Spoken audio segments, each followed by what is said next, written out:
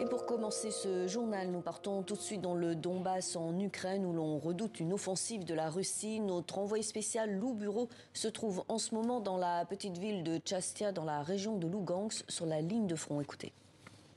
La situation, elle est devenue un peu critique, hein. Tout le monde est très angoissé ce matin, c'est très inquiétant, puisqu'en fait, avec la reconnaissance des territoires séparatistes et des régions de Luhansk et de Donetsk, cela veut dire que les accords de cessez-le-feu de Minsk sont caducs. Cela veut dire qu'actuellement, il n'y a plus d'accord de cessez-le-feu et qu'il pourrait très bien y avoir des offensives russes prochaines.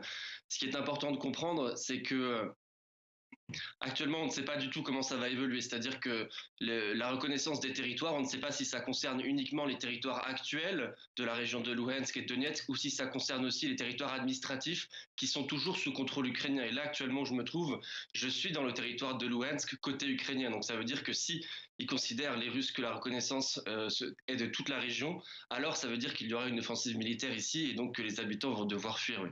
Il y a certains habitants qui ont déjà prévu de partir, oui, surtout les jeunes.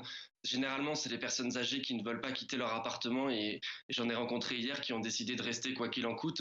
Mais en tout cas, il y a déjà des gens qui sont en train de s'en aller, oui, parce que la situation est très volatile et elle peut évoluer d'une heure à l'autre, oui.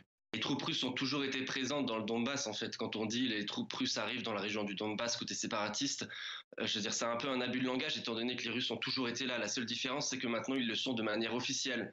Et cela veut dire que quand il y aura des affrontements sur la ligne de front, cela sera officiellement directement entre armées russes et armées ukrainiennes. Et donc, ça veut dire que les répercussions de ces affrontements peuvent être potentiellement beaucoup plus graves d'un point de vue politique et diplomatique que ce que c'était actuellement, actuellement, il y a encore quelques jours, quand il y avait des affrontements, on disait que c'était les séparatistes pro-russes contre les Ukrainiens. Maintenant, ça sera l'armée russe contre l'armée ukrainienne. La déclaration à la télévision de